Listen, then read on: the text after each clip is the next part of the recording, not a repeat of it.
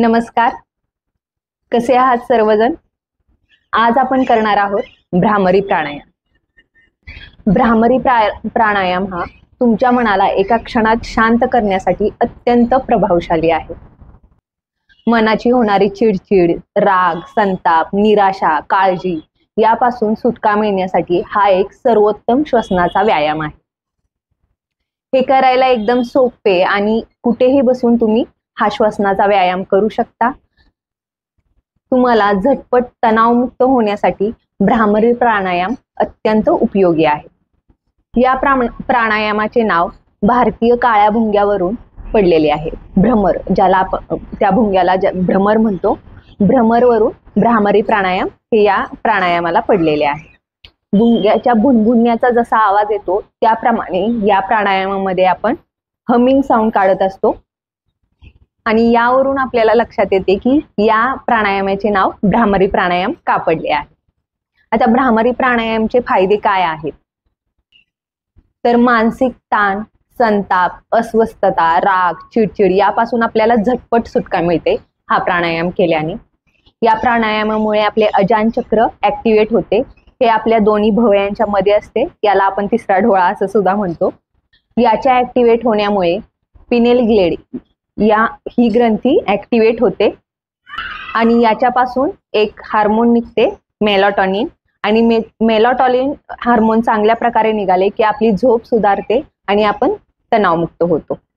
याचबरोबर आपल्या मासिक पाळीच्या समस्या बंद होतात, मानसिक ताण कमी होतो, आपली स्मरणशक्ती सुधारते, आपले हाय ब्लड प्रेशर कमी होते, रक्तदाब नियंत्रणात राहतो, आपली स्मरणशक्ती या प्राणायामाने बूस्ट होते. त्यामुळे विद्यार्थ्यांनी तर हा प्राणायाम नक्कीच केला पाहिजे. यानंतर टिनिटल म्हणजे कानात आवाज येणे, व्हायब्रेशन होणे, याच्यामध्ये सुद्धा भ्रामरी प्राणायाम उपयुक्त आहे. आपल्या डोळ्याच्या आरोग्यासाठी फायदेशीर आहे, आपल्या त्वचेसाठी फायदेशीर आहे. आपली जी चेहऱ्याची मांसपेशी आहेत ते लूज होत नाहीत, ते टाईट राहतात आणि आपल्या चेहऱ्यावर तेज येते. त्यामुळे त्वचेच्या समस्येसाठी सुद्धा हा प्राणायाम खूप फायदेशीर आहे. आपल्या नर्वस सिस्टीमला रिलॅक्स करते, त्यामुळे आपला ताण कमी होतो, आपल्याला डिप्रेशन मधून बाहेर काढते. जास्त निगेटिव्ह विचार येत असतील सुद्धा तरी सुद्धा हा प्राणायाम खूप उपयुक्त आहे. चला तर मग सुरू करूया भ्रामरी प्राणायामला. भ्रामरी प्राणायाम मध्ये तुम्ही सुखासनामध्ये बसू शकता, वज्रासनामध्ये बसू शकता किंवा पद्मासनमध्ये बसू शकता. तुम्हाला जसं कम्फर्टेबल असेल त्या आसनामध्ये तुम्ही बसू शकता. पाठीचा मणका ताठ ठेवायचा आहे आणि आपली जी तर्जनी आहे ती आपल्या कानाच्या या छोट्या कार्टिलेजवर, जे हे छोटा हाड दिसत आहे कानाचा दरवाजा, त्याच्यावरती ठेवायचे आहे. दोन्ही हातांच्या तर्जनी याप्रमाणे. आपल्याला लक्षात घ्यायचे की आपण कानाच्या आत बोट टाकत नाही आहोत, तर या छोट्या हाडावरती आपण जेंटली आपली दोन्ही हातांची तर्जनी ठेवायची आहे. ताठ बसायचं आहे आणि डोळे बंद. नाकाने श्वास आत घ्यायचा आहे आणि नाकाने श्वास बाहेर सोडायचा आहे. फक्त श्वास बाहेर सोडत असताना आपल्या घशातून भ्रमर जसा भुनभुनतो त्याप्रमाणे असा हमिंग साऊंड काढायचा आहे. ज्याप्रमाणे आपण म म्हणतो त्याप्रमाणे फक्त तोंड बंद करायचं आहे. याप्रमाणे हमिंग साऊंड काढायचा आहे श्वास बाहेर सोडत असताना. श्वास नाकानेच आत घ्या आणि नाकानेच बाहेर सोडा. नाकाने श्वास बाहेर सोडत असताना हमिंग साऊंड काढा. आपण 3 वेळा भ्रामरी प्राणायाम करणार आहोत. मी सुखासनामध्ये बसलेली आहे. सुखासनामध्ये बसा. पाठीचा मणका ताठ, डोळे बंद, दोन्ही हातांच्या तर्जनी कानाच्या छोट्या हाडावरती आणि आपले हात ऍक्टिव्ह राहतील.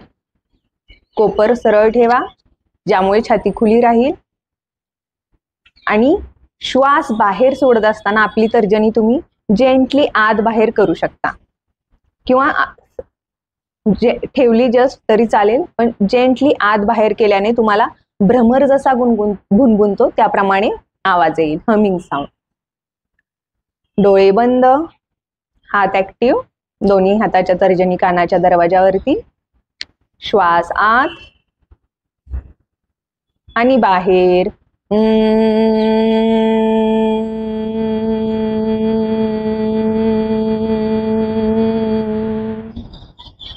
श्वास आत बाहेर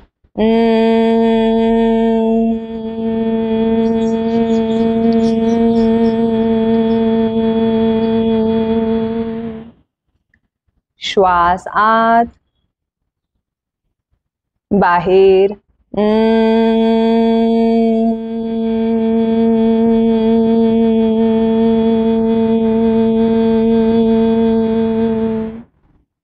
आणि रिलॅक्स विश्रांती. दोन्ही हात खाली, डोळे बंदच ठेवा. थोडा वेळ या स्थितीमध्ये डोळे बंद करून राहा. शरीरामध्ये व्हायब्रेशन जाणवून घ्या.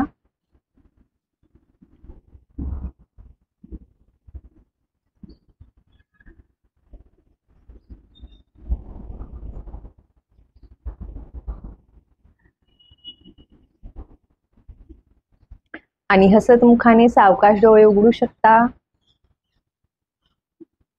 याप्रमाणे भ्रामरी प्राणायाम केला जातो. याचबरोबर षण्मुखी मुद्रा घेऊन सुद्धा भ्रामरी प्राणायाम केला जातो. आता षण्मुखी मुद्रा म्हणजे काय? तर षण म्हणजे 6 आणि मुखी म्हणजे दरवाजे, द्वार. षण म्हणजे आपले जे सेन्स ऑर्गन्स आहेत, सेन्सिटिव्ह आहेत, कान, डोळे, नाक आणि जीभ म्हणजे तोंड, यांचे दरवाजे आपण बंद करतो आणि आपल्या स्वतःमध्ये व्हायब्रेशन फील करतो. षण्मुखी मुद्रा कशी घ्यायची तर मी एकदा करून दाखवते. आपल्या दोन्ही हातांच्या करंगळी जी कनिष्ठ आहे ती आपल्या हनुवटीवरती म्हणजे खालच्या ओठाच्या खाली, अनामिका वरच्या ओठाच्या वरती, नाक आणि ओठाच्या मध्ये, मध्यमिका आपल्या नाकावरती, तर्जनी आपल्या डोळ्यांच्या वरती आणि अंगठा आपल्या या छोट्या हाडाच्या वरती, कार्टिलेज वरती, याप्रमाणे. आणि कोपर सरळ करायचे आहेत, हार्ट ऍक्टिव्ह. याप्रमाणे षण्मुखी मुद्रा घेतली जाते. आपल्याला बोट जेंटली ठेवायची आहेत, दाब द्यायचा नाहीये जास्त. आणि ज्याप्रमाणे पहिल्यांदा आपण केलं, श्वास आत नाकानेच, श्वास बाहेर नाकानेच, आणि श्वास बाहेर सोडत असताना हमिंग बी साऊंड काढायचा आहे. षण्मुखी मुद्रामध्ये आपण 2 वेळा भ्रामरी प्राणायाम करूया. षण्मुखी मुद्रा घ्यायची आहे. दोन्ही हातांची बोटे आपल्या कनिष्ठ आपल्या हनुवटीवरती, अनामिका ओठाच्या वरती, नाक ओठ याच्यामध्ये, मध्यमिका नाकावरती, तर्जनी डोळ्यावरती आणि अंगठे आपल्या कानावरती, याप्रमाणे. आणि कोपर ऍक्टिव्ह, छाती खुली, पाठीचा मणका ताठ. श्वास आत आणि बाहेर.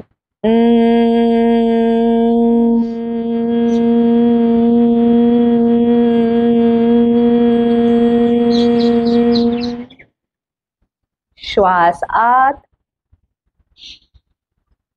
बाहेर.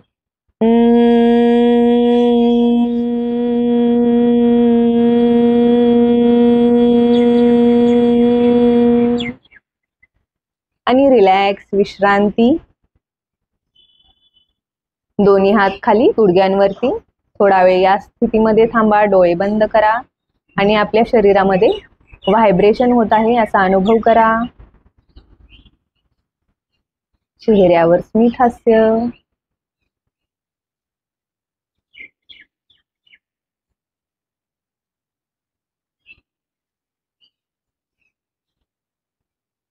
आणि हसत मुखाने सावकाश डोळे उघडू शकता. याप्रमाणे षण्मुखी मुद्रा घेऊन सुद्धा आपण भ्रामरी प्राणायाम करू शकतो. लक्षात घ्या, षण्मुखी मुद्रामध्ये आपल्याला बोटांनी आपल्या डोळ्यावरती किंवा नाकावरती दाब द्यायचा नाहीये. आपण जेंटली फक्त हळुवारपणे बोटे ठेवणार आहोत. याप्रमाणे तुम्ही भ्रामरी प्राणायाम करा आणि राग, चिडचिड आणि डिप्रेशन मधून बाहेर येऊ शकता. तुम्ही हे झोपून सुद्धा करू शकता.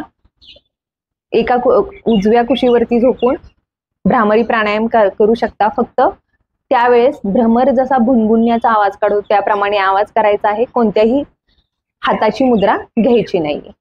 शांत फक्त श्वासोश्वासाने भ्रामरी प्राणायाम करू शकता. हा प्राणायाम रिकाम्या पोटीच करायचा आहे. आता हा प्राणायाम कोणी करू नये. जर तुमच्या कानातून एखादं द्रव्य बाहेर येत असेल तर तुम्ही हा प्राणायाम करू नये किंवा याच्या आधी तुम्ही डॉक्टरांचा सल्ला नक्की घ्या. हा प्राणायाम लहानांपासून मोठ्यापर्यंत सर्वजण करू शकतात. भेटूया नेक्स्ट सेशन मध्ये. तोपर्यंत नमस्ते.